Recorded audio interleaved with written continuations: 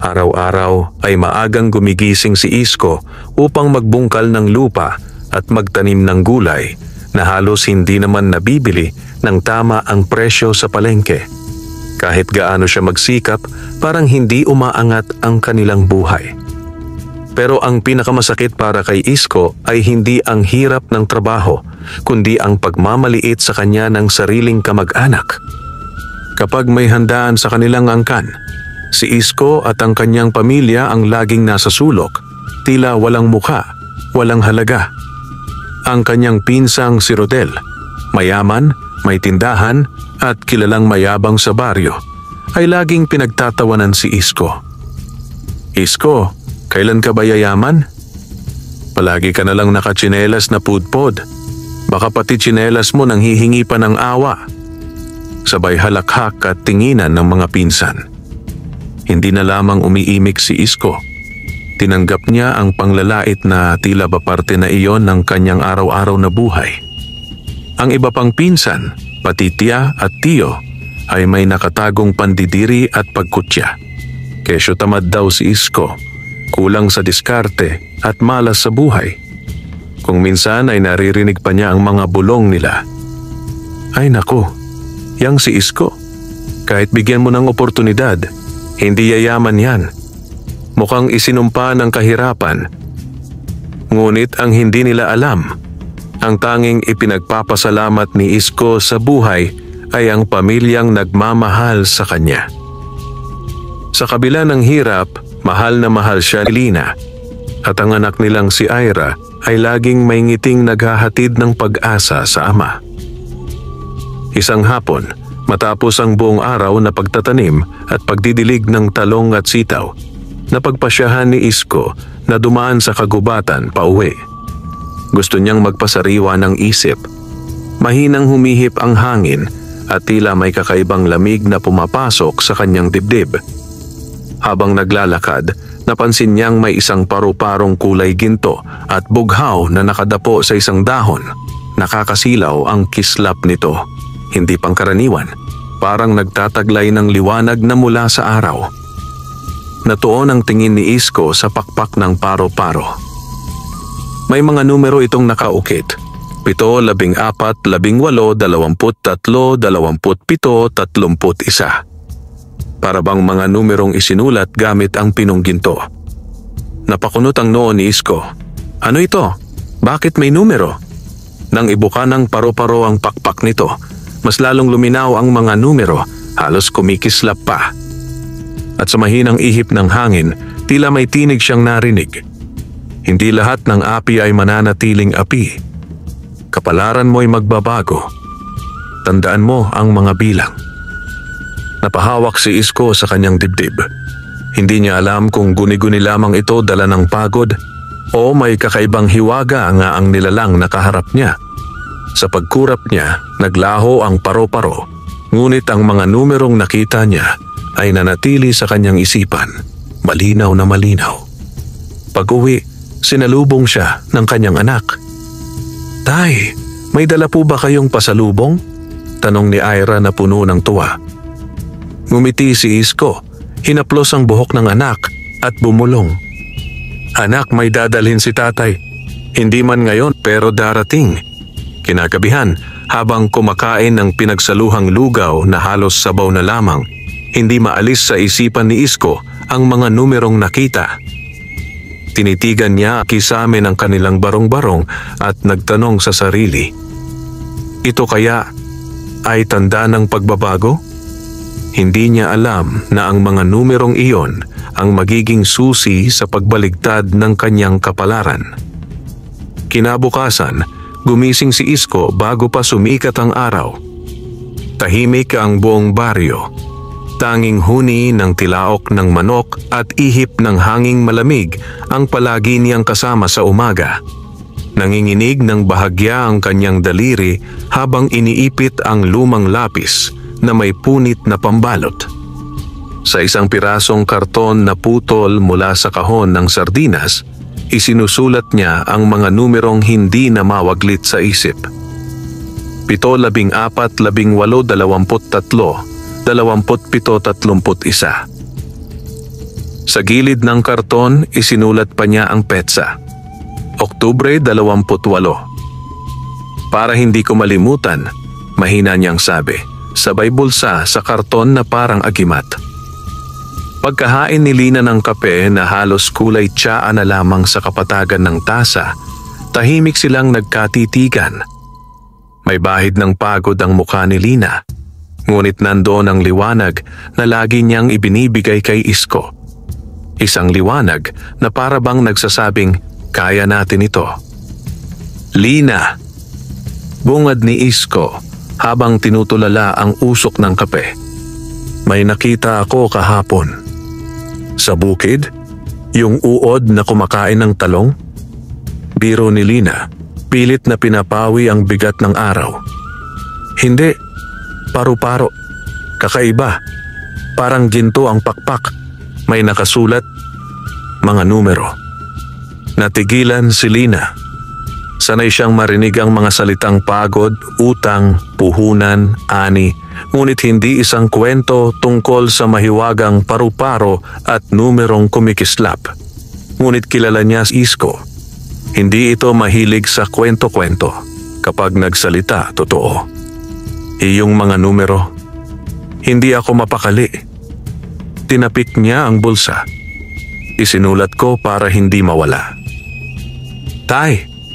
Sabat ni Ira na kakagising lang, nakapulupot pa ang kulot na buhok sa pisngi. Makulay na paru-paro? Oo anak, ngumiti si Isko. Parang nagdala ng balita. Tiningnan ni Lina ang asawa. Seryoso. Isko, iniisip mo bang loto? Putol ni Isko. Halos pabulong. Isang beses lang. Subukan natin.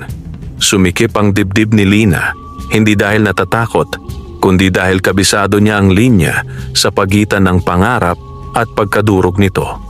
Ilang beses na rin kasi silang nangarap, parang buhangin na dumudulas sa kamay tuwing hinihigpitan. Ngunit dahil mahal niya si Isko, dahil nakita niya ang liwanag sa mga mata nito na matagal na niyang hindi nakita, tumango siya. Isang beses, ulit ni Lina. Subukan natin. Sa palengke, dinala ni Isko ang kaunting talong at sitaw. Ang kita, tulad ng dati, ay manipis. Isang kaha ng posporo ang hindi mabibili kung iisipin mo pang kumita, sabi nga nila. Pinara niya ang tricycle at sa bawat alog ng daan ay ramdam niya ang karton sa bulsa. Parang kumakatok-katok ang pag-asa sa kanyang tagiliran. Pagsapit sa bayan, sunod-sunod ang putak ng tao sa kalsada. May naglalako ng pandesal, may nag-aalok ng isda, at doon sa kanto ng lumang botika, ang maliit na pwesto ng Lotto outlet. Madilim ang loob. May nakasabit na kalendaryo ng santo at lumang electric fan na umiikot ng marahan. Sa pila, naroon ang iba't ibang anyo ng pag-asa. Si Manong Tsuper na tila kinukwenta na kung ilang litro ng gasolina ang mabibili. Si Ate Tindera na may dalang bayong, parang nagdarasal sa bawat ikot ng numero. At si Lolo na nakatungkod, umuusal ng dasal habang tinititigan ang maliit na papel na hawak. Sa huling bahagi ng pila, tumayo si Isko. Nanginginig ang kanyang tuhod. Hindi dahil sa takot sa tao, kundi dahil sa bigat ng kabig ng mga pangarap, magandang bahay, sasakyang hindi kailangang itulak at lupang hindi mangungulubot tuwing tagtuyot. Tapos na siya sa pagnanais na mapabilang sa kwartong pinagdarausan ng handaan na hindi nakayuko. Gusto niyang makaupo ng taas noo. Next, tawag ng babaeng teller. Pagod at malamig ang tinig. Lumapit si Isko. Ate, combination lang po. Anong number? Nakahanda na ang keypad sa harap. Dinampot ni Isko ang karton mula sa bulsa. Saglit niyang tinitigan, parang nagpasalamat sa paru-paro sa gubat. 7, 14, 18, 23, 27, 31. Pinindot ng teller ang mga numero. Tumunog ang maliit na makina at lumabas ang ticket. Inabot niya kay Isko, kasabay ng ilang barya, pero bago pa man niya maabot, isang pamilyar na tinig ang umalingaw-ngaw sa pintuan ng outlet. Aba, si Isko. Malakas na tawa ang sumunod. Nagloloto ka pala, pinsan? Si Rodel, maayos ang polo, makintab ang sapatos at nakaliliit ang ngiting parang kutsilyo. Sa likod niya, dalawa pang pinsan na paboritong kumindat kapag may pera sa bulsa at tumalikod kapag wala. Baka naman tumama ka, si Rodel ulit, naghahalakhak. Ikaw pa? Swertehin? Huwag mo kaming patawanin. Hindi nagtaas ng tingin si Isko. Kinuha niya ang tiket at barya, inilagay sa bulsa kasama ang karton at mahigpit na pinisil ang palad. Walang salitang lumabas sa bibig, pero sa puso niya may tinig. Hindi ako ang katawang pinagtatawanan ninyo, kundi ang pag-asang hindi ninyo naintindihan. Hoy, pahiramin mo ako dyan ng taya mo, dagdag pang biro ng isa. Baka makuha sa pahid ang swerte. Hayaan nyo na, singit ng teller, masama ang tingin sa tatlo. Marami pa nakapila. Relax ka lang ate, sagot ni Rodel. Saka lumapit kay Isko at bumulong. Kahit kailan, hindi kita mai-imagine na may hawak na pera. Parang mas bagay sa iyo ang kalaykay. Nakangiti siyang umalis. Iniwan si Isko na may pulang marka ng pang-iinsulto sa pisngi ng kaluluwa. Pag-uwi, sinalubong siya ng init ng hapon at dapyo ng sikat ng araw na dumadaan sa lumang pawid. Nakahain ng piniritong talbos ng kamote at sabaw ng malunggay. Hapunang kayang kayanin. Inilapag niya ang tiket sa mesa. Tumilapon ang munting sinag ng pag-asa mula sa papel. Isko, wika ni Lina. Marahang kinulong sa palad ang tiket. Kahit ano pa ang mangyari, salamat kasi sinubukan mo. Salamat, Lina, tugon niya. Hindi ako magiging matapang kung hindi dahil sa iyo. Kinagabihan, makapal ang ulap at tahimik ang mga alitap-tap sa bakuran. Dumungaw si Isko sa bintana at minasdan ang gabing abuhin. Napapikit siya at marahang nagsalita. Hindi man niya alam kung kanino nakatuon. Sa Diyos, sa kapalaran, o sa paru-paro. Kung ito man ay para sa amin, sana, huwag mo na kaming hayaang laitin pa. Bigyan mo kami ng pagkakataong bumawi. Sa pagitan ng antok at pagod, lumutang ang panaginip. Nasa gitna siyang muli ng kagubatan. Humahaplos ang damo sa kanyang binti at sa isang punong dapdap ay dumapo ang paru-parong ginto. Nang ibukan nito ang pakpak, hindi na lamang mga numero ang nasa ibabaw. May maliit na mapa ng baryo, isang tandang guhit ng daan, at isang tatsulok na nakaturo sa lumang balon malapit sa kapilya. Umihip ang hangin at tumunog ang tila himig na salita. Hindi sapat ang swerte, kailangan ng katapangan at katapatan.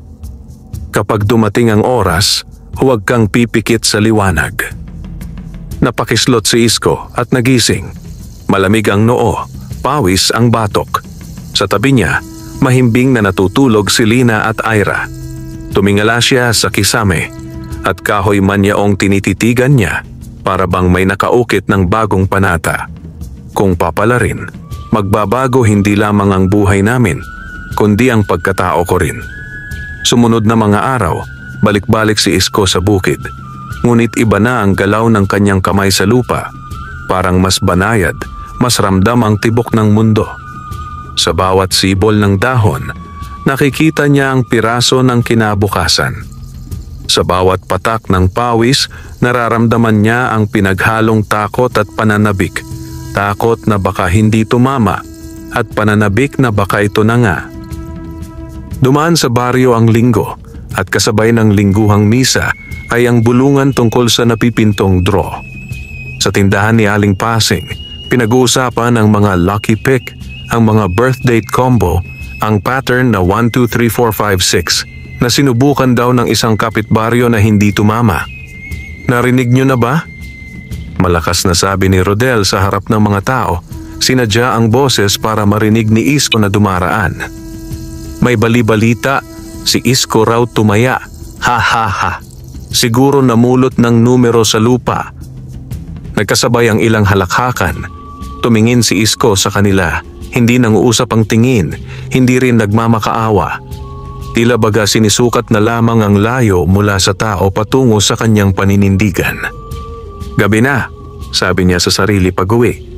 Bukas ang draw. Dumating ang araw ng draw, Martes. Amoy ginataan sa kusina ng kapitbahay, tunog ng lumang radyo sa barangay hall, at ang pamilyar na tingklik ng mga pinggan sa hapunan sa bawat bahay. Nanginginig ang daliri ni Isko habang isinusuksok sa itaas na bahagi ng aparador ang tiket. Malayo sa abot ng batang si Ira, malapit sa krusipiho. Sa ibaba, nakaupo ang pamilya, nagkakape, nag-aantay. Manonood tayo? Tanong ni Lina. Hindi nila palaging pinapanood ang draw. Madalas ay busog na sila sa balitang hindi kanila. Pero ngayong gabi, iba. Makikinig tayo, sabi ni Isko, sabay bukas ng lumang radyo na may antenang tinapalan ng alambre. Humuni ang kuryente, kumaskas ang static, at unti-unting lumitaw ang boses ng announcer. Magandang gabi, Pilipinas! Sa bawat salitang sumunod, parang pinipiga ang puso ni Isko. Napatingin siya sa kanilang kisame, sa lumang bitak na parang guhit ng mapa ng kanyang tagpi-tagping kapalaran. Mabilis ang tibok ng puso.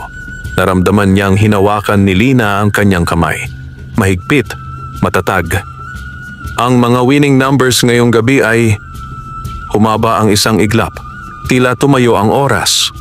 7, 14, 18, 23, 27. Nawala ang hininga ni Isko.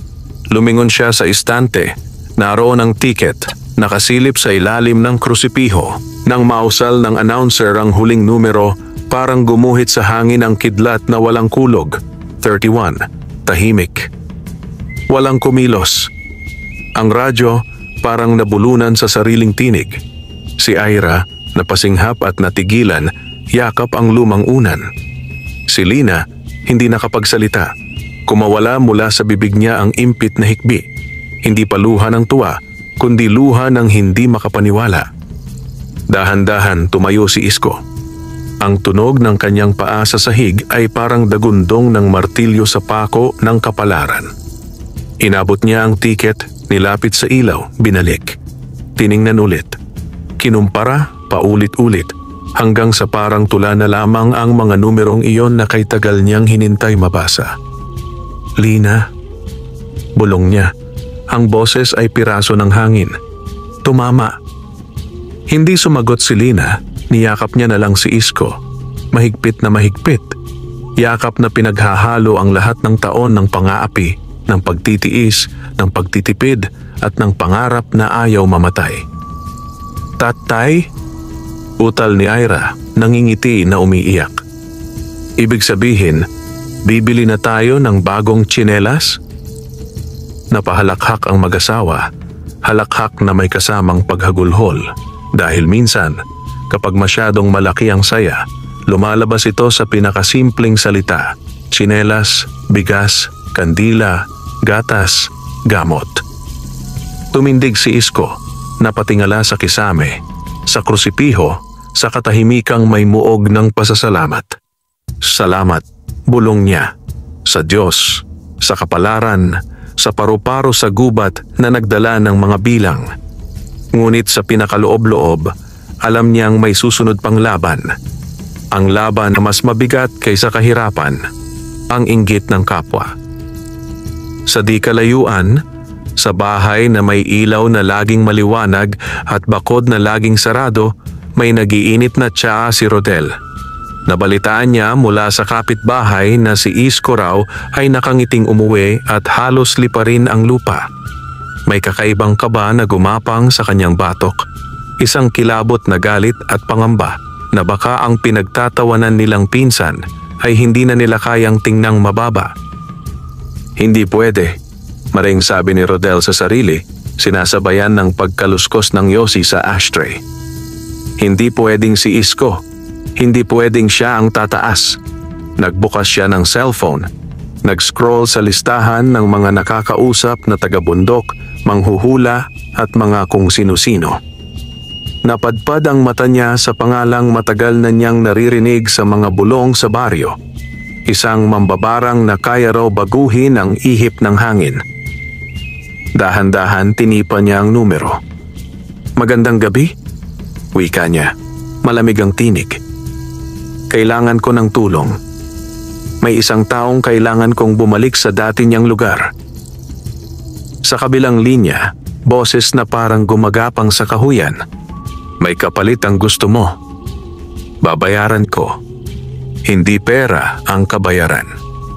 Napakurap si Rodel, ngunit mabilis niyang nilagpasan ang babalang iyon. "Kahit ano, dadalhin mo sa akin," sabi ng boses, ang isang bagay na pinakamahalaga sa kanya. Napatingin si Rodel sa bintana.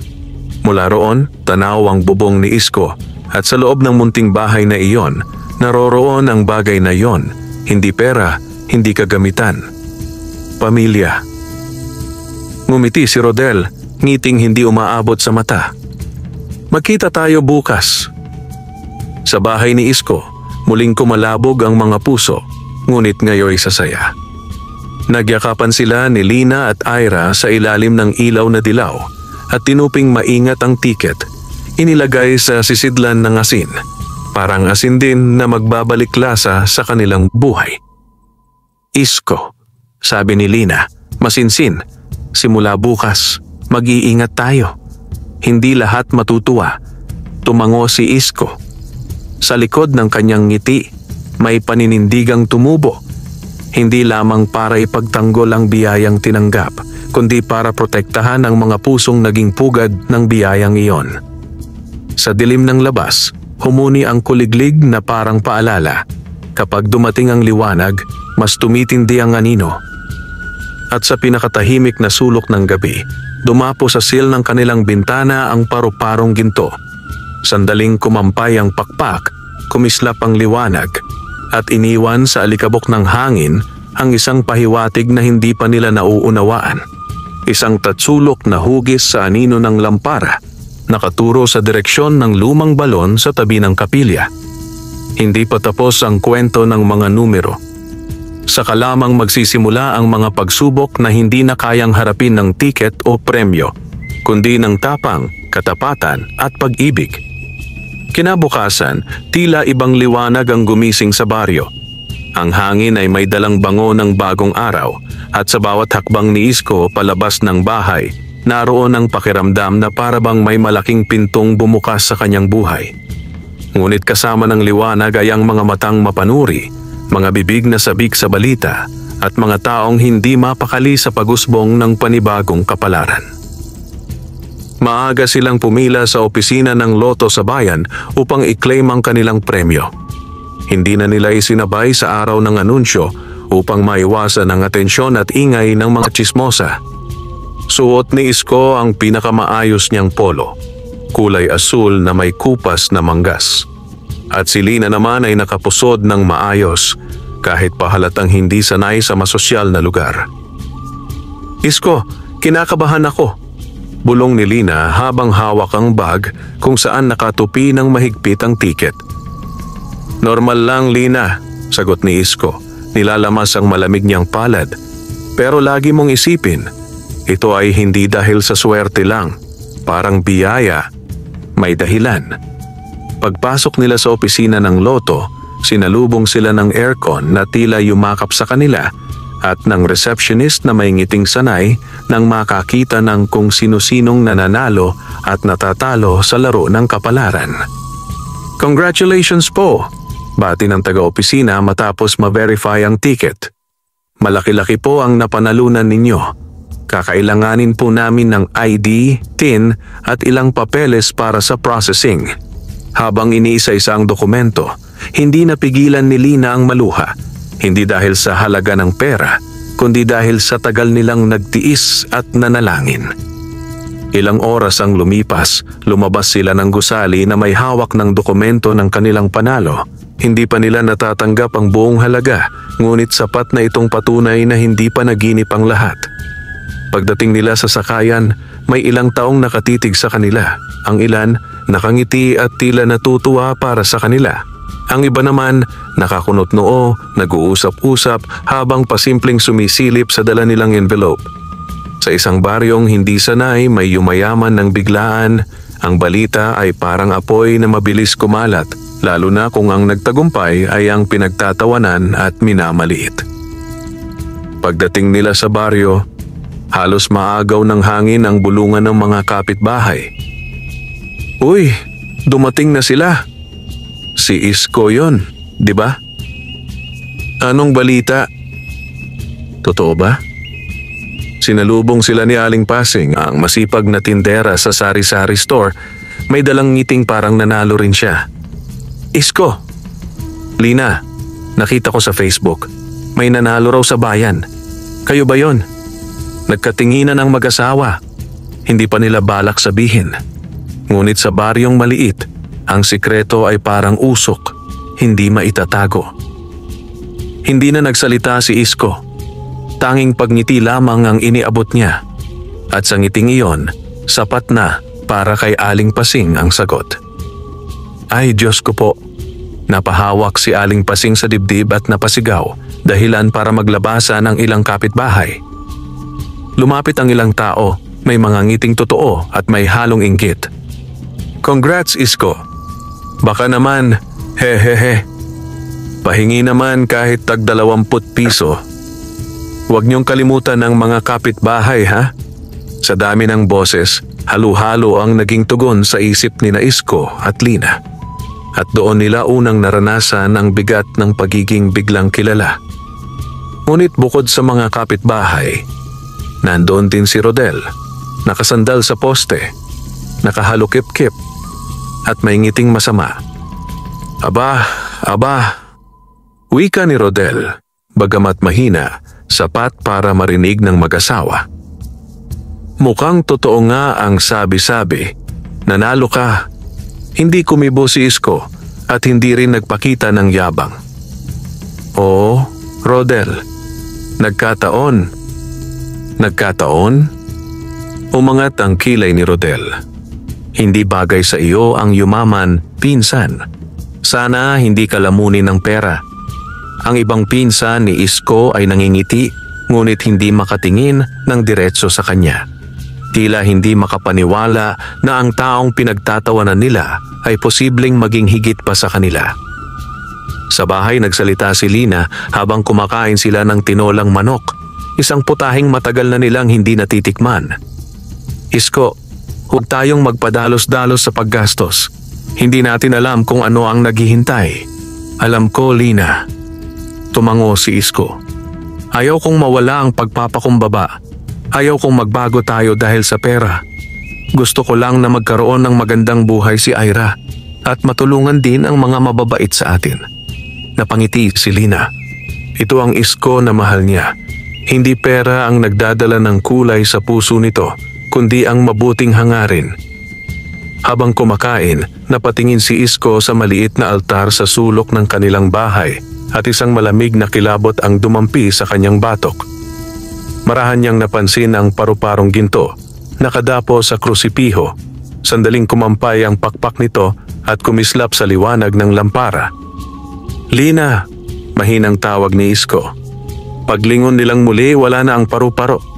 Nagkatinginan silang mag-asawa at pareho silang nakaramdam ng kakaibang kirot. Hindi takot, hindi rin tuwa, kundi babala na ang biyayang natanggap ay may kasunod na pagsubok. At sa kabilang dako ng baryo, sa loob ng madilim na silid, hawak ni Rodel ang maliit na bote ng langis na kulay itim, may amoy ng tuyong dahon at dugo ng manok. Katabi nito ang larawan ni Isko at ang tiket na kinopya niya mula sa isang tsismosa. Sa harap ni Rodel ay isang matandang mambabarang, nakasuot ng itim at may 3 puting alitap-tap na umiikot sa kanya na tila hindi ordinaryong insekto. "Handa ka na ba?" Bulong ng mambabarang, paos ang tinig. "Kapag sinimulan ko ito, hindi na ito maaaring bawiin. Naglalagablab ang mata ni Rodel sa galit, inggit at paghahangad na manatiling taas ang antas sa kanilang angkan. Simulan mo. Ngumiti ang mambabarang, ngiting may pangako ng kapahamakan, at sinimulan ang pagbulong ng mga salitang hindi pangkaraniwang marinig ng mortal. Sa labas ng bintana, may isang paru-parong ginto ang dumapo, ngunit bago pa nito marating ang loob ng bahay, isang itim na gamo-gamo ang sumalubong dito at sinunggaban ito ng pakpak na parang patayan ng dalawang kapalarang magtatagisan. Lumipas ang 2 linggo matapos makuha ni Isko ang bahagi ng premyo mula sa loto. Hindi agad nila isinapubliko ang buong halaga. Maingat nilang ipinroseso ang pera, kumuha ng payo mula sa munisipyo at isang kakilalang dating OFW na may karanasan sa negosyo. Hindi man sanay si Isko sa mga papeles at bangko, ginawa niya ang lahat upang hindi masayang ang biyayang dumating. Unti-unti, may mga pagbabagong naganap, hindi marangya, hindi garapal, kundi marangal. Nagsimula sila sa pagpapaayos ng kanilang barong-barong, pinatibay ang bubong na dati laging tulo, pinalitan ang dingding ng kahoy na hindi nadudurog, at pininturahan ng kulay puti at asul ang labas ng bahay. Maging ang bakuran ay inayos. Tinanggal ang mga sirang tabla at lumang lata at nagtanim si Lina ng mga halaman. "Tay, ang ganda na ng bahay natin." Tuwang-tuwa si Ira habang naglalaro sa bagong patag na bakuran. Ngunit sa gitna ng kasiyahan, may mga matang mapanuri, mga matang puno ng pangamba at inggit na nakasilip sa mga bintana ng kanilang kapitbahay. At higit sa lahat, may isang matang nagliliyab sa talim ng galit. Mata ni Rodel, gabi. Habang nakahiga si Isko at nag-aayos ng plano para sa maliit na tindahan na balak nilang itayo, humuni ang malamig na hangin at tila may kakaibang pakiramdam na dumapo sa kanyang balat. Parang may nagmamasid mula sa dilim. "Lina," bulong niya. "May napapansin ka ba?" Napatingin si Lina sa bintana. Wala mang tao, may ilang alitap-tap na umiikot, ngunit kakaiba ang liwanag. Hindi karaniwang dilaw, kundi mapusyaw na berdeng kumikintab. "Tulog na tayo, Isko. Baka pagod ka lang," sagot ni Lina, bagamat may kabaring gumagapang sa dibdib niya. Pumikit sila, ngunit maghahating gabi nang may marinig silang tunog sa labas. Tok, tok, tok. 3 malalakas na katok sa kanilang pinto. Napabalikwas si Isko, agad kumuha ng flashlight at maingat na lumapit sa pinto. "Sino yan?" sigaw niya. Walang sumagot. Binuksan niya ng bahagya ang pinto, ngunit walang tao. Tanging isang maliit na itim na supot ang nasa sahig, may tali ng pulang sinulid. Nang buklatin niya, sumalpok sa ilong niya ang masangsang na amoy ng dugo, tuyong dahon at nabubulok na laman. May laman itong maliit na manika na yari sa dahon ng saging. Nakatusok ng 3 karayom sa ulo, dibdib at tiyan. Napaatras si Isko, nanginginig ang kamay. "Lina," tawag niya, nanginginig ang boses. Paglapit ni Lina, agad niyang napagtanto ang kahulugan. Lumaki siyang may alam sa pamahiin, at ang ganitong bagay ay hindi laro. "Isko, may taong gustong manakit sa atin." Kinabukasan, masama ang pakiramdam ni Isko. Mabigat ang ulo at tila ginugupitan ng teller ng kuko ang kanyang sikmura mula sa loob. Habang nasa bukid siya, ramdam niya ang panghihina at nang yumuko siya para linisin ang damo, bigla siyang nawalan ng balanse at muntik nang tumama ang ulo sa bato. "Isko!" sigaw ni Aling Pasing na napadaan. Agad siyang nilapitan at inalalayan pa uwi. Pagdating sa bahay, bagsak agad si Isko sa papag. Nilagnat siya ng mataas at hindi makahinga ng maayos. "Oh Diyos ko!" halos maiyak na sabi ni Lina, pinapainom ng salabat si Isko. Bigla kang nanghina. Hindi ka naman nilalagnat kagabi. Habang inaasikaso ni Lina ang asawa, napansin niyang may maliliit na pantal sa balat nito. Kulay ube at bilog-bilog na parang kagat ng hindi pangkaraniwang insekto. "Nay, si tatay po?" Umiiyak na tanong ni Ira.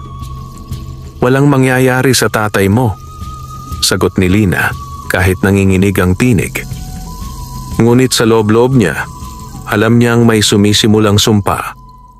Samantala, sa bahay ni Rodel, may halakhak na kumawala mula sa mambabarang na kanyang inupahan. "Nagsimula na," sabi ng mambabarang habang nilalamas ang itim na manika na hawig sa mukha ni Isko. "Pero tandaan mo, Rodel, hindi ito kusang lalakas. Kailangan mong palakasin ang sumpa. Kailangang may ihandog. Ano bang kapalit?" "Sabihin mo na," sagot ni Rodel, bagamat may panginginig ang kamay.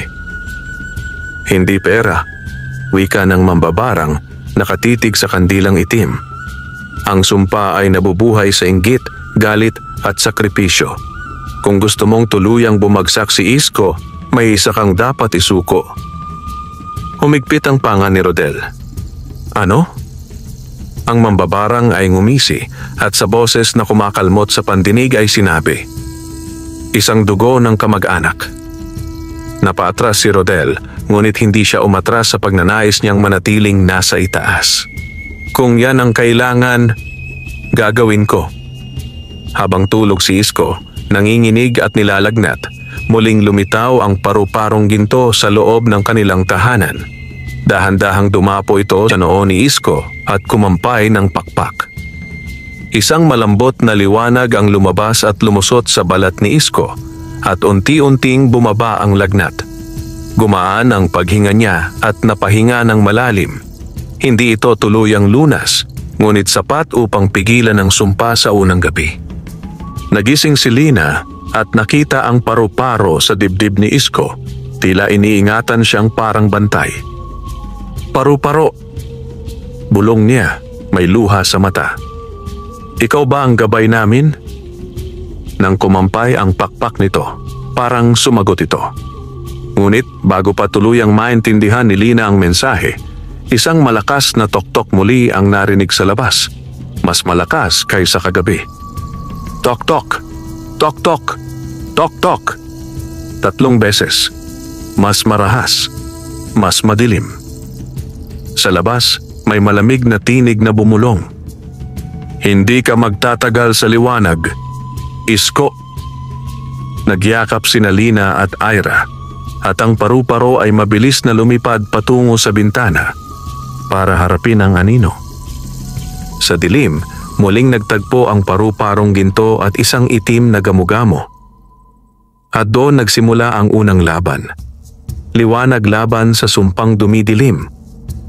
Kinabukasan, tila may mabigat na ulap na nakadagan sa paligid ng bahay ni Isko. Hindi tulad ng dating umaga na may dalang preskong hangin, ang simoy ngayon ay malamig, mapanindig balahibo, at parang may kasamang bulong ng panganib. Maaga pa ngunit tila pagod na agad ang araw. Madalang ang huni ng ibon at tila umiwas ang araw sa kanilang bakuran. Bagamat bumaba ang lagnat ni Isko, ramdam pa rin niya ang panghihina. May kirot pa rin sa kanyang dibdib na tila may nanunundot na karayom mula sa loob. Habang umiinom ng sabaw na luto ni Lina, napansin niyang nanlalalim ang mata ng asawa, halatang hindi ito natulog ng maayos. "Isko, hindi ito ordinaryong sakit," mahinang sabi ni Lina. "Naniniwala ako, may masamang tumatama sa atin." Hindi na nakapagsalita si Isko. Alam niyang tama ang asawa. Hindi iyon simpleng lagnat. Hindi iyon dulot ng pagod. May kakaiba siyang nararamdaman. Parang may mabigat na kamay na nakadakok sa kanyang kaluluwa. At sa gitna ng katahimikan, may marahang katok sa pintuan. Tok, tok. Dahan-dahang tumayo si Lina at binuksan ang pinto. At sa kanilang harapan ay nakatayo ang isang matandang lalaki na may daladalang lumang sako. baston na yari sa kahoy ng santol at may suot na puting sombrero.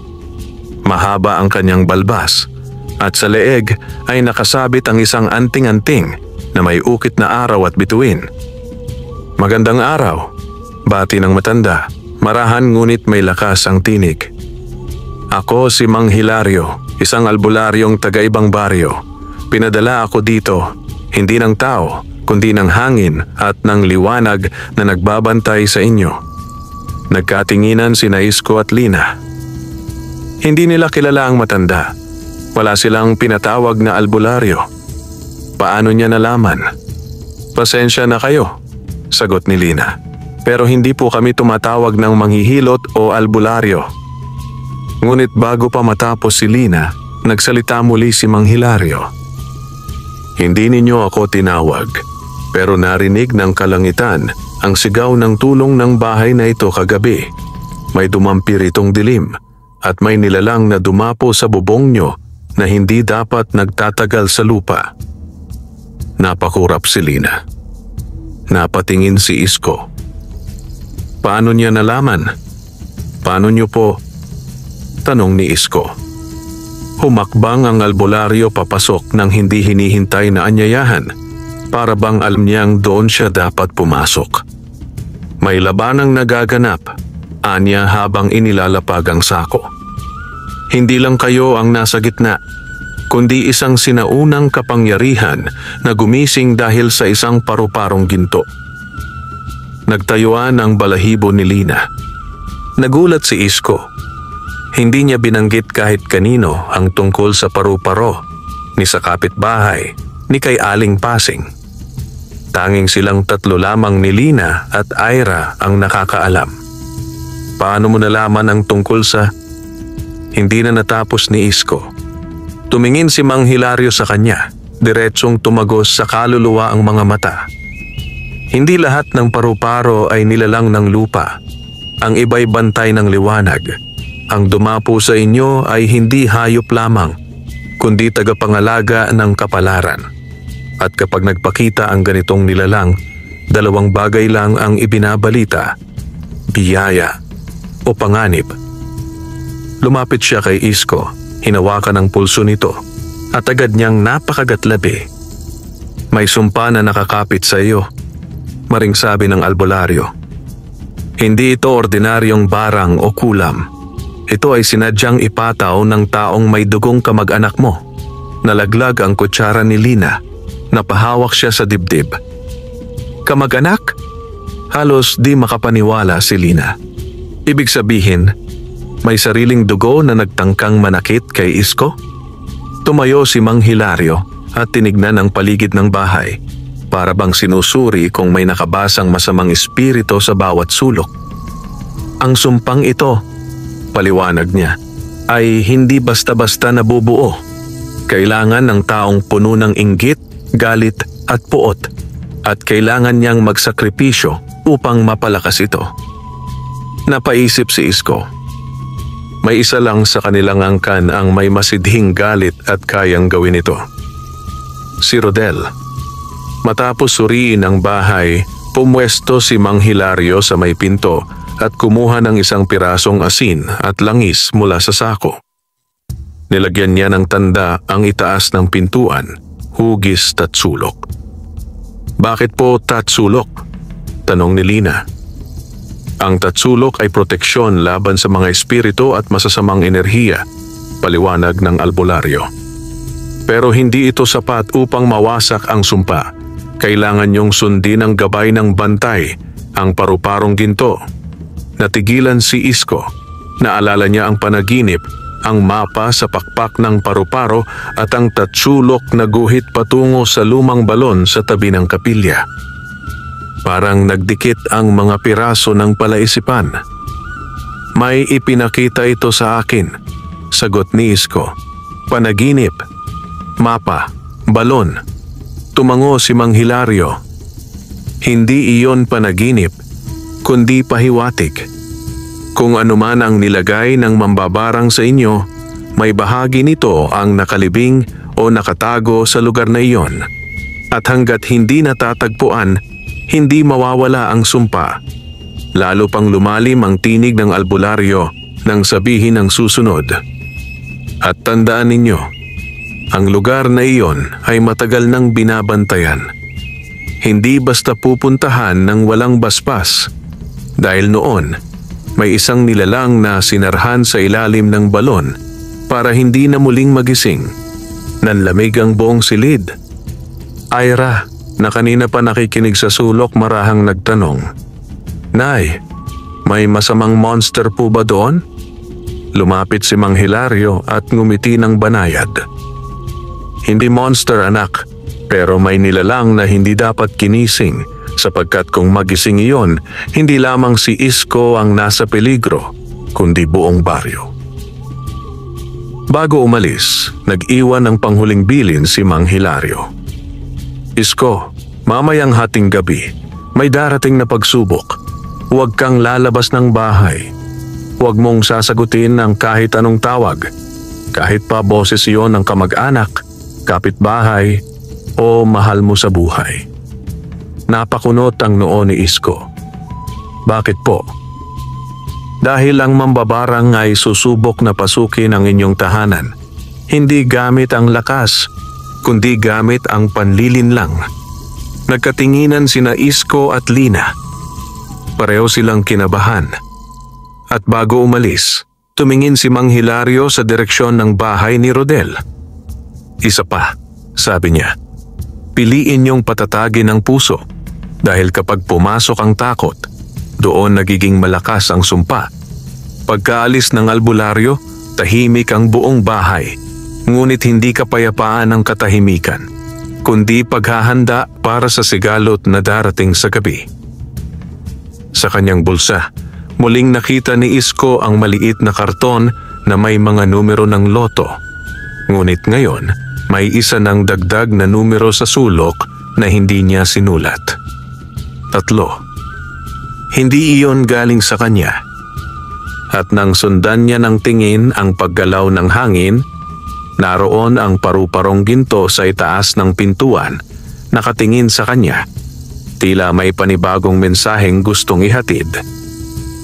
Dumating ang gabi na tila mas mabigat kaysa sa nakaraang mga gabi. Ang katahimikan ng baryo ay hindi katulad ng karaniwang katahimikan. Hindi ito payapa, kundi nakabibingi, nakapanlalamig, at tila may nakasabit na banta sa hangin. Ang mga aso sa kalapit na bahay ay tahol ng tahol, ngunit biglang tumigil na para bang may dumaan na hindi dapat makita. Sa loob ng bahay ni Isko, naging mas mahigpit ang paghahanda. Isinara nila ang lahat ng bintana at pintuan, nilagyan ng asin ang 4 na sulok ng bahay ayon sa bilin ni Mang Hilario at naglagay ng 3 kandila sa lamesa, puti, dilaw at asul, kulay na kumakatawan sa liwanag, gabay at proteksyon. Tahimik na nakaupo si Isko, hawak ang isang maliit na rosaryo. Si Lina naman ay yakap si Ira na antok na ngunit pinipilit manatiling gising. "Isko, sigurado ka bang kaya natin to?" Mahinang tanong ni Lina, bakas ang kaba sa tinig. "Hindi tayo pababayaan," sagot ni Isko, bagamat ramdam niya ang panginginig ng sariling boses. "Basta anuman ang marinig natin, hindi tayo magbubukas." Sa gitna ng kanilang paghihintay, napatingin si Isko sa numerong 3 na biglang lumitaw sa kanyang karton kaninang umaga. Ilang beses niya itong sinuri ngunit hindi maunawaan kung bakit. 3. Ano ang kahulugan nito? 3 katok? 3 kandila? 3 pagsubok? Hindi niya alam, ngunit malapit na nilang malaman. Ang simula ng panggugulo. Eksaktong 12:00 ng hating gabi, biglang humangin ng malakas sa labas. Umuga ang bintana, pumalya ang apoy ng kandila, at tila may malamig na dumaan sa gitna ng silid. Sumunod ang unang yugto ng pagsubok. Tok, tok, tok. 3 katok sa pinto. Malumanay, parang pakiusap, parang boses ng kapitbahay na may kailangan. "Isko, Lina, Boses ni Aling Pasing. "Nay Lina, pakibuksan po. May nangyari kay Isko." Sigaw mula sa labas. Nagkatinginan silang mag-asawa.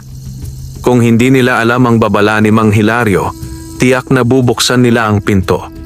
Pero naroon ang unang panlilinlang, ang paggamit ng pamilyar at pinagkakatiwalaang boses. "Huwag!" bulong ni Isko. "Hindi si Aling Pasing yan." Lumapit si Lina sa pinto, tiptoeing at dumikit ang tenga. Sa kabila ng pinto, rinig ang boses ng kapitbahay na tila umiiyak. "Lina, tulungan mo ako." Ngunit may napansin siyang kakaiba. Walang anino sa ilalim ng pinto.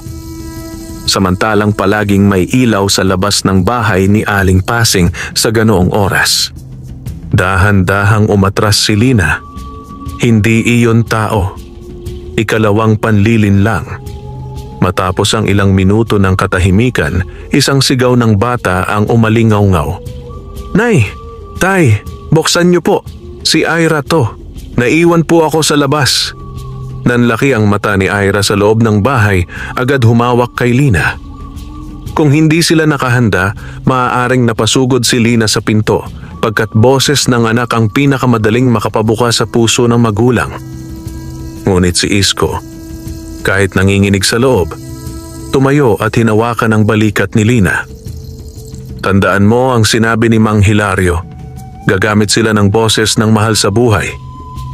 Patuloy ang katok. Ngayon ay mas marahas. "Tok, T-OK, T-OK." At kasunod nito, may tunog na parang mga kuko na kumakalmot sa kahoy ng pinto. "Kurt, Kurt, Kurt." Napapikit si Ira, takot na takot. "Nay, tatay, ayoko na." Pinisil ni Lina ang kamay ng anak.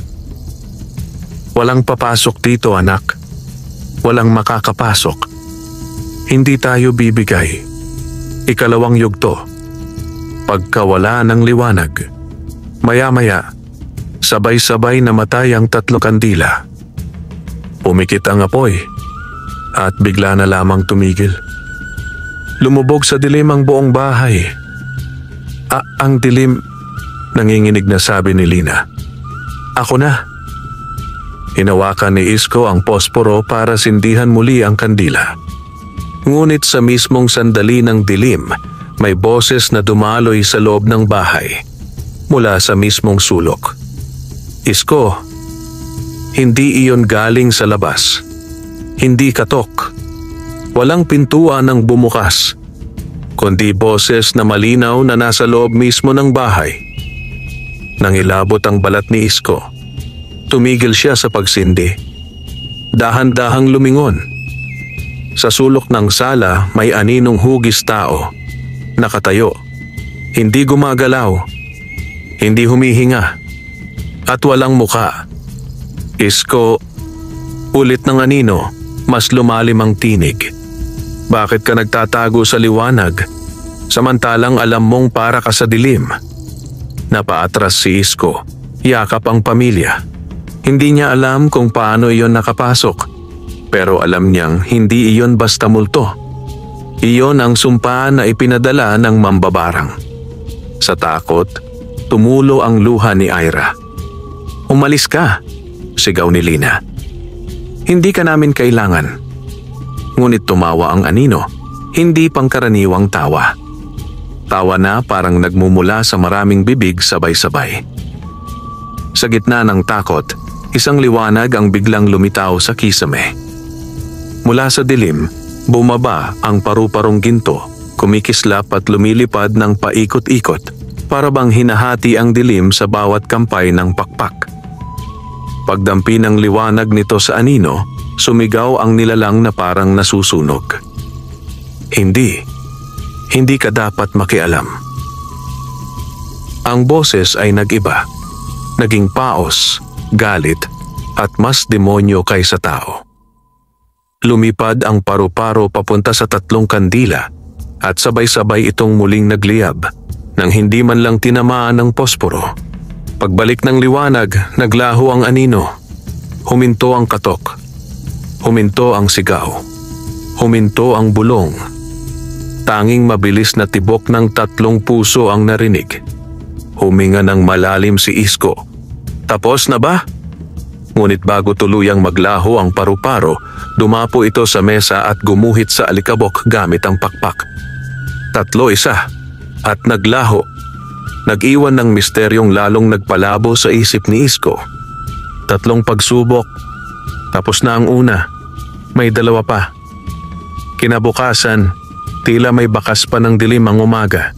Kahit sumisikat ang araw, mabigat ang pakiramdam sa paligid ng bahay ni Isko. Parang may nakabitin na ulap ng babala. Ngunit iba ang anyo ni Isko ngayon. Hindi na panghihina ang nasa mga mata niya, kundi determinasyon. Hindi siya papayag na panghinaan muli ang loob. Hindi siya magpapatalo sa sumpa. Hindi niya hahayaang matakot ang kanyang pamilya. Habang nag-aalmusal, dumating si Mang Hilario. May dala siyang mga dahon, langis, at isang puting tela na may nakabordang bilog at tatsulok sa gitna.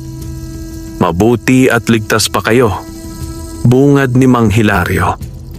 Ngunit hindi natapos kagabi. Iyon pa lamang ang unang pagsubok. Tumango si Isko. Alam ko, may iniwang mensahe at bantay. Ipinakita niya ang isinulat ng paru-paro. 3-1. Napatingin si Mang Hilario at saglit na natahimik, para bang sinusuri ang kahulugan bago magsalita. Ibig sabihin, wika niya, 3 pagsubok ang darating. 1 ang nagdaan kagabi, 2 pa ang nakalaan. At bawat isa, mas malakas, mas mapanganib. Kinabahan si Lina. Inakap niya si Ira na nananahimik ngunit nakikinig ng mabuti. Hindi ba natin ito pwedeng pigilan? Tanong ni Lina. May paraan, sagot ni Mang Hilario. Ngunit hindi sa loob ng bahay. Ang sumpa ay may pinanggagalingan at hanggat hindi ninyo natatagpuan at nasisira ang ugat nito, paulit-ulit kayong uusigin. Ang ugat? Ulit ni Isko. Ang balon? Ngumiti si Mang Hilario ng marahan. Matatalino ang mga gabay na nilalang. Kapag nagbibigay sila ng pahiwatig, hindi iyon basta panaginip. Nilabas niya mula sa sako ang isang maliit na lampara na pilit pinaghalong sinauna at espiritual ang dating. Ngayong gabi, pupunta tayo sa lumang balon sa tabi ng kapilya pero may babala ako. Naging seryoso ang mukha ni Mang Hilario. Hindi tayo dapat magpunta ng kulang. Kailangang 3 ang pupunta. Agad na patingin si Isko kay Lina. Ako ang sasama, sabi ni Lina, walang alinlangan. Ngunit umiling si Mang Hilario. Hindi ka pwedeng sumama, Lina. Kailangan mong manatili dito para bantayan ang bata. Ang kailangan ni Isko ay may isang kasama na hindi takot humawak ng liwanag at may isang kasama na may dugong karamay sa sumpa. Napaisip silang 3. Sino ang maaaring maging pangatlo? Hindi si Ira. Hindi si Lina. Hindi rin maaaring ang malapit na kamag-anak na may masamang loob. At bigla, kumampay sa labas na bintana ang paru-parong ginto. Dumapo ito sa balikat ni Isko, parang sinasabing, hindi ka nag-iisa. Teka, sabi ni Isko. Hindi naman tao ang paru-paro. Hindi siya hayop lamang, sagot ni Mang Hilario. Ang bantay ay maaaring maging 3 kasama, kaya't kayo, Isko, ako, at ang bantay, ang magtutungo mamayang gabi. Pagsapit ng 8:00 ng gabi, naglakad sina Isko at Mang Hilario, dala ang lampara, ilang dahon ng insenso, asin, at ang puting tela na may sagisag. Ang paru-paro ay mahinang umiilaw sa dilim, lumilipad sa unahan nila na parang gabay na ilaw. Tahimik ang daan, ang mga dadaan ng bahay ay may saradong bintana at tila natutulog ng maaga ang buong baryo. Ngunit paglapit nila sa lumang kapilya, napansin nilang bukas ang pintuan nito. Kahit walang misa, kahit wala namang tao dapat doon. Bakit bukas to? Bulong ni Isko. Hindi aksidente ang mga bukas na pinto sa ganitong gabi, sagot ni Hilario. Ang tanong, sino ang nagbukas? Hindi na sila pumasok. Ang pakay nila ay hindi sa loob, kundi sa likuran. Doon naroon ang lumang balon. Matagal nang hindi ginagamit, na palilibutan ng damo at tinatakpan ng kahoy na halos nabubulok na. Ang paligid ay malamig, parang hindi kayang painitan ng araw kahit tanghaling tapat. Lumapit si Mang Hilario at pinatungan ng puting tela ang bungad ng balon. Humawi siya ng damo at umusal ng dasal sa wikang hindi maintindihan ni Isko. Nang alisin niya ang tela, may lumitaw na marka sa kahoy. Isang bilog na may tatsulok sa loob, katulad ng simbolo sa tela. Tulad ng inaasahan, may nakalibing talaga rito, sabi ng albularyo. Kailangan ba nating buksan? Tanong ni Isko. Tingnan natin kung ano ang nasa ilalim. Hinawi nila ang kahoy na takip. Pagkalantad ng loob, sumalubong ang malamig na hangin na may halong amoy ng lupa at lumang dasal. Kinuha ni Mang Hilario ang lampara at sinilip ang ilalim. Sa unang tingin, tila tubig lang. Ngunit nang italikod niya ang lampara, may isang bagay sa ilalim ng balon na sumisikat ng mahina. Hindi ginto, hindi pilak, kundi itim. Maitim na parang bato, ngunit kumikislap na parang mata ng usang nakasilip sa dilim. Yan ang hinahanap natin, bulong ni Mang Hilario. Isang batong may sumpa. Biglang umihip ang hangin. Lumamig ang paligid. Umuga ang mga tuyong dahon at parang may lumakad sa damuhan sa likod nila. Hindi tao. Hindi hayop. Isang itim na anino ang unti-unting tumayo mula sa likuran ng mga puno. Mahaba ang ulo, payat ang braso at nakabaluktot ang katawan na tila nabali ng ilang ulit. Ang mata nito ay puting-puti, walang itim at nakatingin ng tuwid sa kanila. Hindi ito ordinaryong nilalang. Hindi rin multo. Isa itong bantay ng sumpa. Ayan na ang unang tagapagtanggol ng sumpa, sabi ni Mang Hilario. Hindi tayo papayagang kunin ang bato ng walang palitan. Lumipad ang paru-parong ginto at pumwesto sa pagitan nila at ng nilalang. Ngunit ang nilalang ay ngumisi, ngiting pilit nilikha, parang hindi sanay ang mukha nito sa pagngiti. Isang mababang boses ang narinig nila, hindi galing sa bibig ng nilalang kundi sa kanilang isipan. Ang kumuha ng bato, magbabayad ng sarili niyang alaala. Napakuyom ng kamao si Isko. Hindi niya alam kung ano ang kapalit, ngunit malinaw ang banta. May mawawala sa kanya kapalit ng pagkuha ng batong may sumpa. Isko, sabi ni Hilario, handa ka ba? Kung kukunin natin ang bato, may kapalit. Maaaring alaala mo ng bata o ng mahal mo o bahagi ng nakaraan mo ang kukunin ng nilalang. Napalunok si Isko. Kung ang kapalit ay isang alaala, kaya ba niya? Kaya ba niyang magbura ng isang bahagi ng kanyang buhay? Ngunit naalala niya si Lina at Ira. Naalala niya ang lahat ng pang-api. Naalala niya ang pangako. Hindi ko pababayaan ang pamilya ko. Huminga siya ng malalim. Kahit ano pa ang kapalit, kukunin ko ang bato. Tumayo siyang tuwid kahit nanginginig ang tuhod. Lumapit ang aninong nilalang at ang balon ay tila lalong lumalim. Sa sandaling iyon, nagsimulang kumutitap ang pakpak ng paru-paro, handa upang ipaglaban ang bahagi ng alaala ni Isko na posibleng mawala. At nang ibaba ni Isko ang lampara sa balon, handa nang abutin ang bato. May isang tinig na huminto sa kanya. Isko, wag! Mula sa dilim ng daan, may isang babaeng dumarating. Hingal, takot at may hawak na rosaryo. Si Lina. Bakit siya sumusunod? Hindi ba't pinaiwan siya sa bahay? At ang mas nakakatakot na tanong, kung nandito si Lina, Sino ang kasama ni Ira sa bahay? Isko, wag! Halos mabingi si Isko sa sigaw ni Lina. Sa paglingon niya, nakita niyang mabilis na lumalapit ang asawa. Hingal na hingal, tila may tinakbuhan o tinakasan. Lina? Gulat niyang sabi. Bakit ka nandito? Hindi ba't pinaiwan kita sa bahay upang bantayan si Ira? Napatigil si Lina, humahabol ng hininga, nanlalaki ang mata sa takot. Hindi ko maiwan si Ira. Kasi pinagpapawisan ang kanyang noo. Ang Ira na nasa bahay, hindi siya ang anak natin.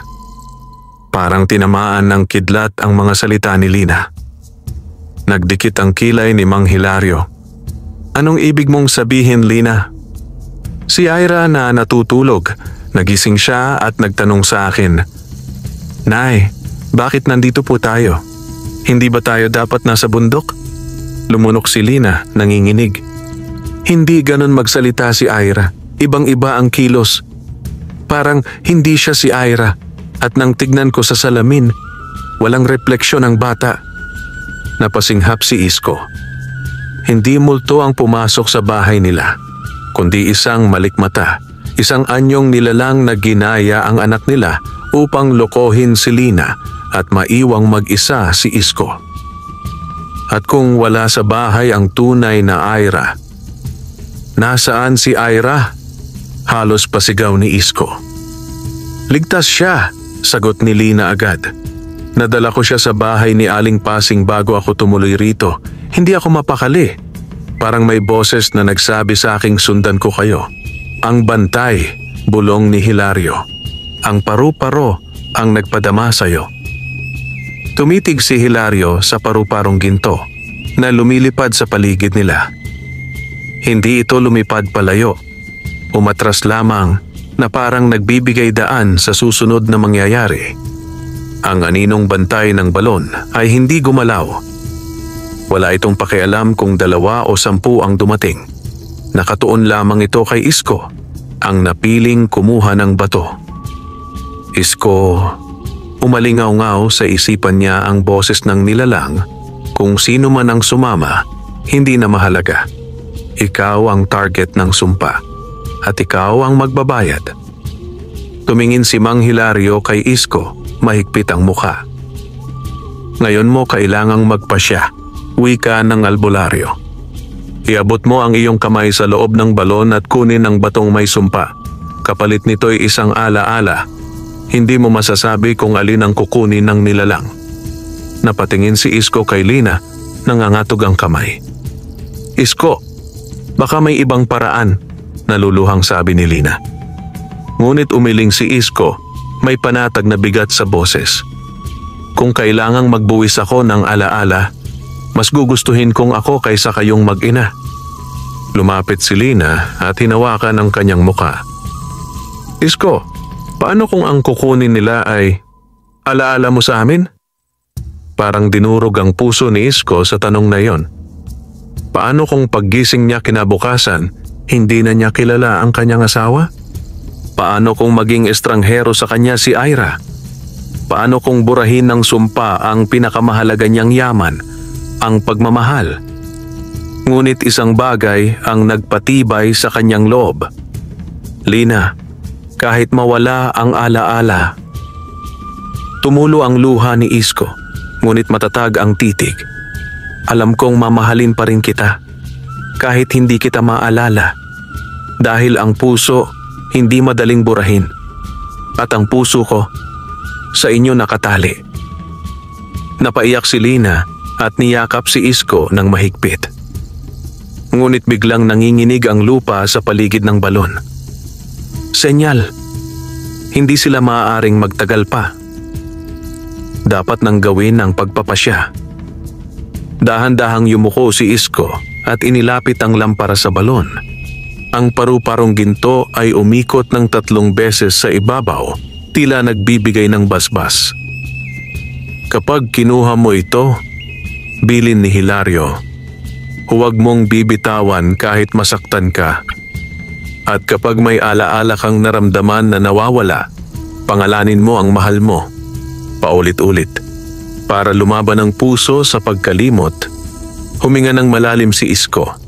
Sinarado ang mata, itinaas ang kamay, at ipinasok ang kamay sa loob ng balon. Pagdampi niya sa tubig, hindi ito malamig. Mula sa ilalim, parang may humawak sa kanyang pulso para siyang hinihila pababa. Pinilit niyang abutin ang kumikislap na bato. Pagkakuha niya ng bato, sumakit ang ulo niya ng matindi na para bang binubuksan ng kanyang utak. Kumislap ang paligid. Nangitim ang paningin. At isa-isang nag-flash sa isip niya ang mga alaala. Ang unang hawak niya sa anak niyang si Ira, nang ito'y ipanganak. Ang araw na pinakasalan niya si Lina. Ang unang aning masagana na ipinagdiwang nila. Ang pang-aapi ng pamilya ni Rodel. Ang gabing nanalo siya sa loto. Isa sa mga iyon ay unti-unting kumukupas, parang papel na tinatanggalan ng tinta. "Isko!" sigaw ni Lina. "Ano nawawala? Ano ang kinuha nila?" Nanginginig ang kamay ni Isko habang hawak ang bato. Hindi niya bumibitawan ito. Ngunit ang mga mata niya ay namumuo ang luha. Hindi siya makahinga. Hindi makapagsalita. Hindi niya maalala. "Isko," nyugyug siya ni Hilario. "Magsalita ka. Pangalanin mo ang mahal mo." Pinilit bumuka ang bibig ni Isko. Lin, nangatalang kanyang dila. Parang may puwersang humahadlang sa pangalan ni Lina. "Isko! Ako si Lina, ang asawa mo. Sabihin mo ang pangalan ko." Iyak ni Lina. Sumisigaw ang nilalang at tagapagbantay. "Ang alaala ng pag-ibig, aking kukunin." Nanghina si Isko. Nagsimulang tumulo ang luha. At bago tuluyang mabura ang alaala bago, tuluyang maglaho ang pagpapatibok ng puso, isang malakas na liwanag ang sumabog mula sa paru-parong ginto. Napaatras ang nilalang, napasigaw sa sakit. Ang liwanag ay parang apoy sa kanya. At sa isang iglap na kayanan ni Isko ang pigilan ng pagkaputol ng alaala. Nanginig ang boses niya, ngunit lumabas ang mga salita. "Lina! Asawa ko si Lina!" At biglang naputol ang koneksyon ng sumpa sa alaala. Hindi tuluyang nabura, ngunit may isang alaala siyang naramdaman na naglaho. Hindi alaala ni Lina. Hindi alaala ni Ira. Isang alaala ng kanyang sariling pagkatao, isang bahagi ng kanyang kabataan, isang memoryang hindi niya agad matukoy, pero may isang pangalang hindi na niya maalala. Isang taong minsan ay mahalaga sa kanya. Pagangat ng kamay ni Isko mula sa balon, hawak pa rin niya ang batong itim. Natapos ang unang yugto sa balon. Ngunit may kapalit. At nang tumingin sila sa bato, napansin nilang may letra itong nakaukit. R. Bulong ni Lina. "R para kay Rodel?" Umiling si Mang Hilario at may takot sa kanyang tinig. Hindi, ang R ay hindi para kay Rodel. Tumingin siya kay Isko. "May isang taong nawawala sa iyong alaala at nagsisimula ang pangalan niya sa titik R. At kung sino man siyang nakalimutan ni Isko, maaaring siya ang tanging may hawak ng susi at tunay na pinagmulan ng sumpa." Tahimik ang pag-uwi ni Isko, Lina at Mang Hilario mula sa balon. Bitbit ni Isko ang batong itim na tila may sariling buhay. Mainit sa palad, ngunit nagyayelong lamig ang ibinubuga sa hangin. Sa tuwing pipikit si Isko, parang may puwang sa kanyang isip. Isang bakanting silid na may pinto, ngunit walang susi upang maalala kung ano ang nasa loob. Pagdating nila sa bahay, nadatnan nila si Aling Pasing, yakap si Ira na nakatulog sa bisig niya.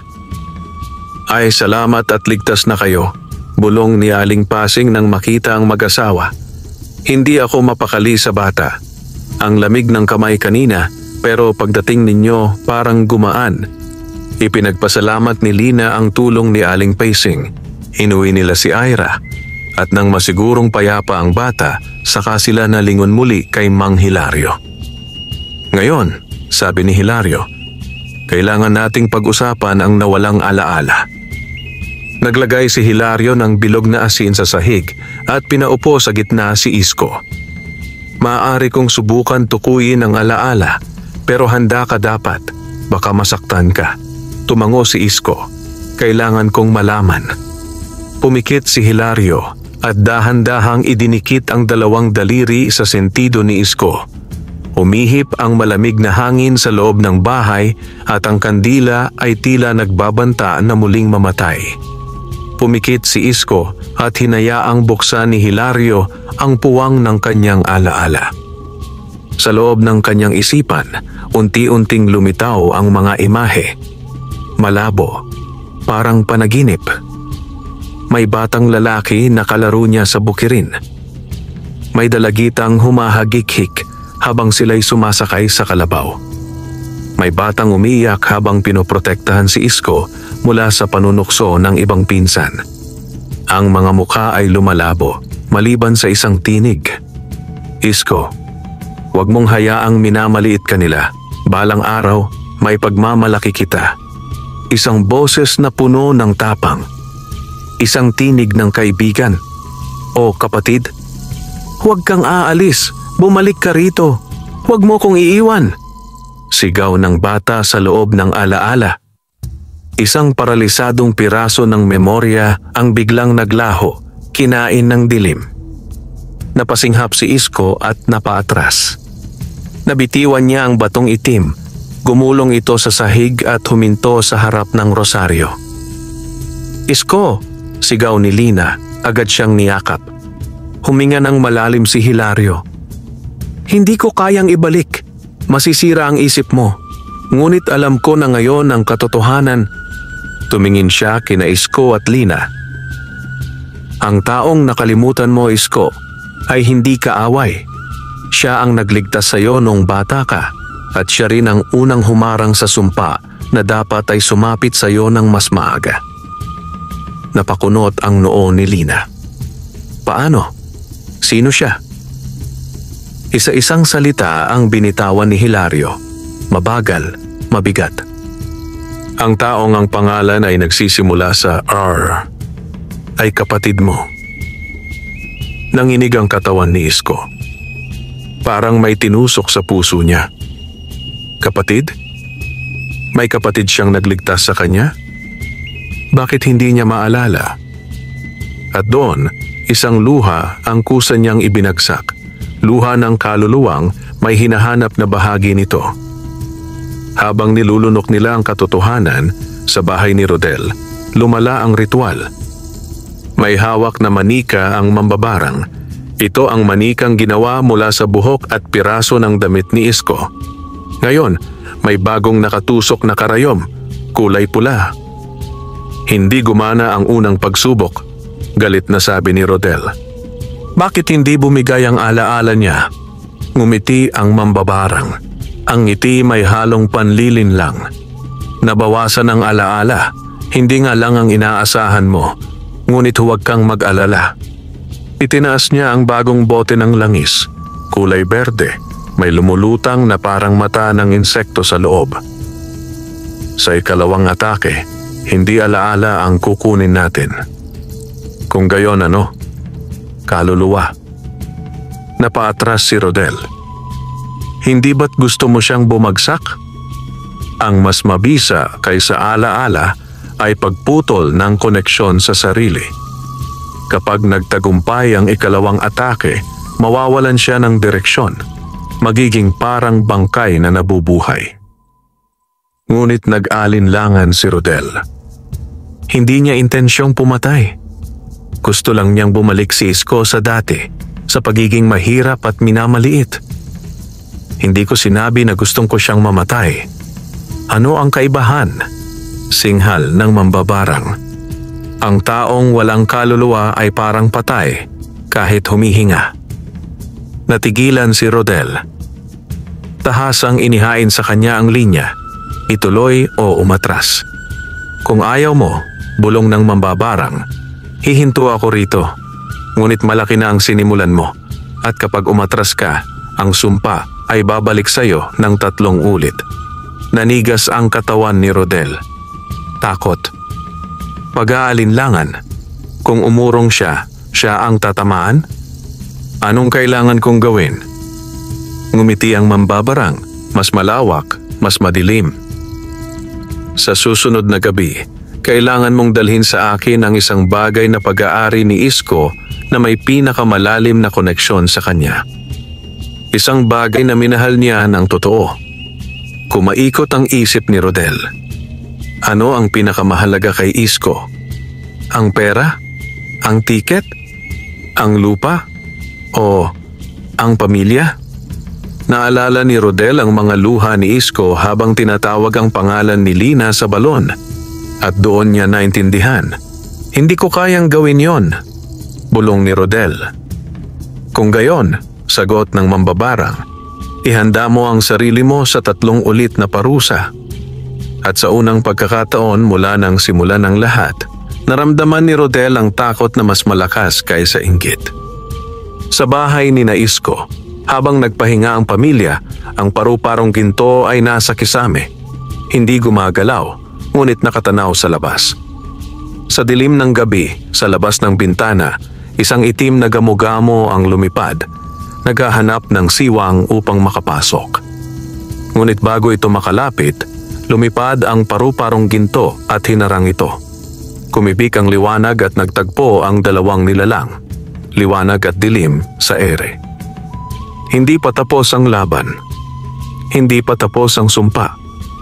At hindi pa lumalabas ang katotohanang matagal nang ikinubli ng angkan ni Isko. Dahil may isang pangalang nagsisimula sa isang kapatid na kinalimutan, at isang lihim na maaaring lumamon sa buong angkan kapag nalantad. Kinabukasan, mabigat ang pakiramdam ng hangin sa buong baryo. Parang may paparating na bagyo kahit maliwanag ang langit. Si Isko ay gising ngunit tulala, hawak ang batong itim na nabawi nila mula sa balon. Alam niyang may nawawala sa kanyang isip. Isang alaala na hindi niya maabot, parang pangalang nasa dulo ng dila, ngunit ayaw lumabas. Si Lina ay nagluluto, si Ira ay naglalaro, ngunit pare-pareho silang may bigat sa dibdib na hindi may paliwanag. Si Mang Hilario ay tahimik na naglalagay ng mga simbolo ng proteksyon sa bawat sulok ng bahay, naghahanda para sa ikalawang pagsubok na darating. Habang kumakain sila, bumulong si Isko. Lina, may tanong ako. Noon bang bata ako, may kapatid ba ako? Napahinto si Lina sa pagsubo, unti-unting tumingin kay Isko. Isko, matagal na kitang tinatanong niyan.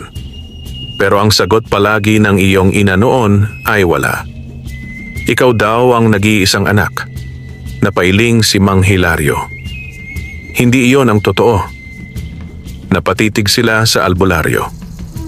Ang pamilya ninyo ay may isinakripisyong lihim, isang kasalanan na binalot ng katahimikan. Huminga ng malalim si Hilario bago nagpatuloy. May kapatid ka, Isko.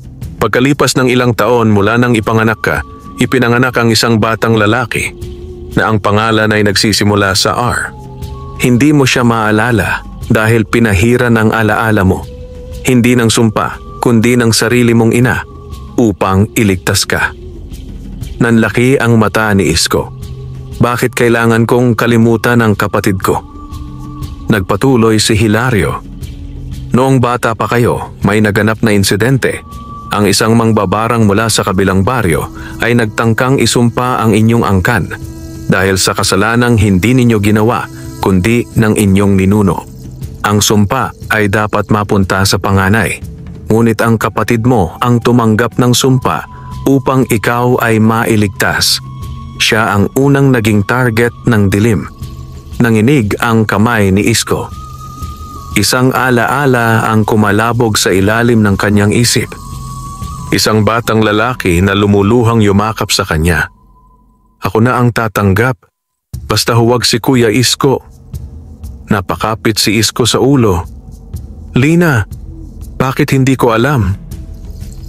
"Masyado kang bata noon," sagot ni Hilario.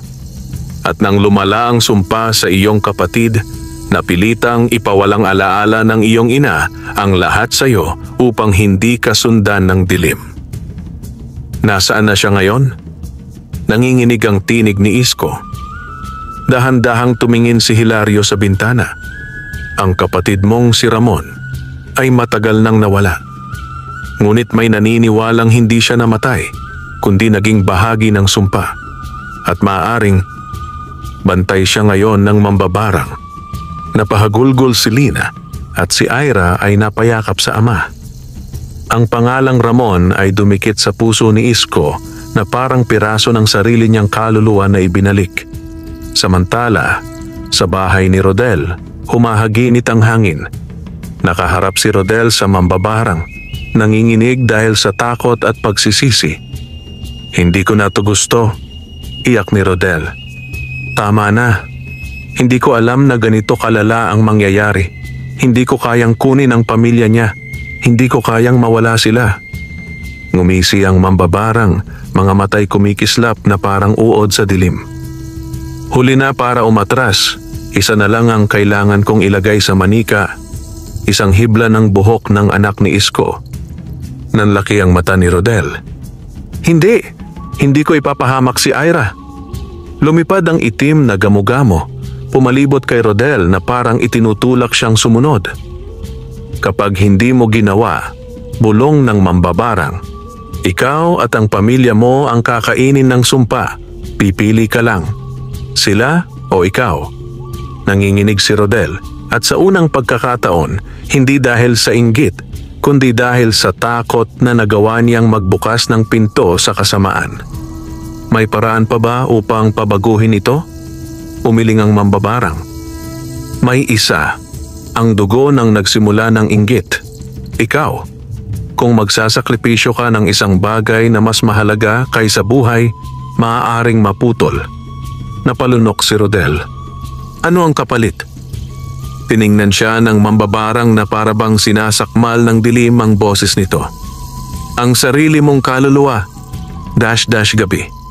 Tahimik ang paligid. Masyadong tahimik." Nagsindi ng kandila si Mang Hilario. Darating na ang ikalawang pagsubok.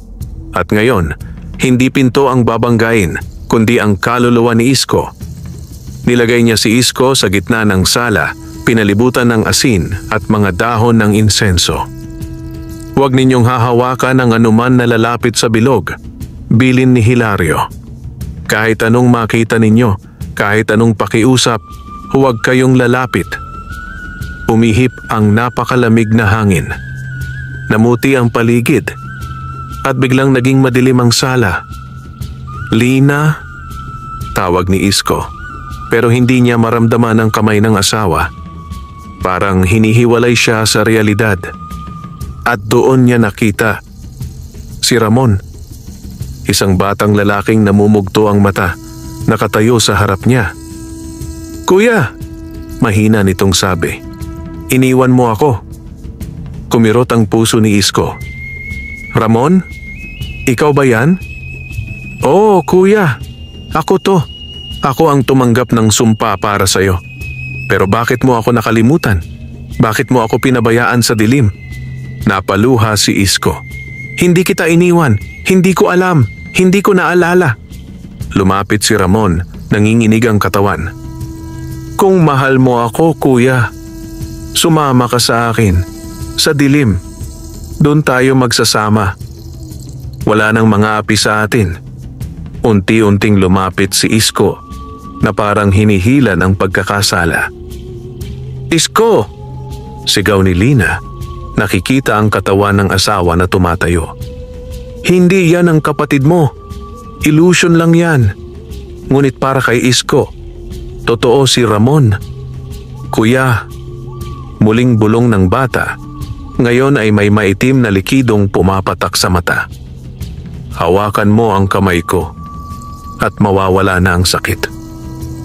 Inilahad ni Ramon ang kamay. Itim ang kuko at sa ilalim nito may gumagalaw na anino. Sandali pang nagantay. Isko o dilim? Humigpit ang hawak ni Isko sa dibdib. At sa huling segundo, narinig niya ang boses ni Lina. Ang tunay, ang mahal, ang boses na pinangako niyang hindi kakalimutan. Isko, umuwi ka sa amin. Sa pamilya mo. Dito ka mahal. Dito ka kailangan. Lumuhod si Isko, tinakpan ang tainga at sumigaw. Ramon, patawarin mo ako. Mahal kita, pero hindi ako sa dilim na bibilang. At pumutok ang liwanag mula sa paru-parong ginto na nasa kisame. Sumigaw si Ramon at nagkalasaw sa hangin, naglaho sa isang aling-aungaw ng lungkot. Sa bahay ni Rodel, biglang napahawak sa dibdib ang pinsan ni Isko, parang may humihila sa puso niya. Tumulo ang luha. Hindi ko kayang hayaan silang masaktan, bulong ni Rodel. Kasalanan ko ito. Akin dapat ang parusa. Lumapit siya sa itim na manika at itinusok ang karayom sa sarili niyang palad, hindi sa manika.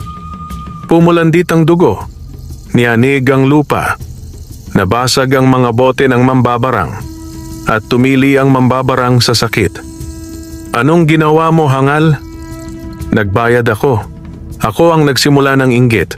Ako ang magtatapos nito. Nasunog ang manika. Nagliyab ang mga insekto at pumutok ang albularyo ng dilim sa abo. Kinabukasan tila may bagong umagang isinilang sa baryo. Ang hangin ay sariwa, ang araw ay maliwanag at ang sumpa ay wala na. Pinuntahan ni Isko si Rodel. Mahina pero buhay. Pinsan, umiiyak si Rodel. Patawad, hindi ko na kaya ang inggit at lalo kong hindi kayang makita kang nawawala. Yumakap si Isko kay Rodel, hindi bilang kaaway kundi bilang kapamilya. Matagal na kitang pinatawad. Mula sa di kalayuan, may dumapo sa balikat ni Isko ang paru-parong ginto. Ngayon, ang pakpak nito ay mas maliwanag.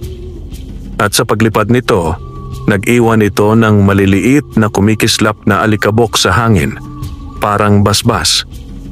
Ang batong itim sa kamay ni Isko ay nagbago ng kulay. Mula itim, naging puti. Simbolo na. Ang sumpa ay naputol. Ang puot ay naghilom. At ang ala-ala, unti-unting babalik sa tama nitong panahon. Ramon, bulong ni Isko. Kapag kaya ko nang harapin, hahanapin kita. At ipagdasal ko sana na nakahinga ka na sa dilim. Naglakad silang mag-anak pa uwi, mahigpit hawak kamay, habang ang paru-paro ay lumipad papunta sa sikat ng araw, na parang nagsasabi, ang liwanag ang laging huling mananalo. Wakas,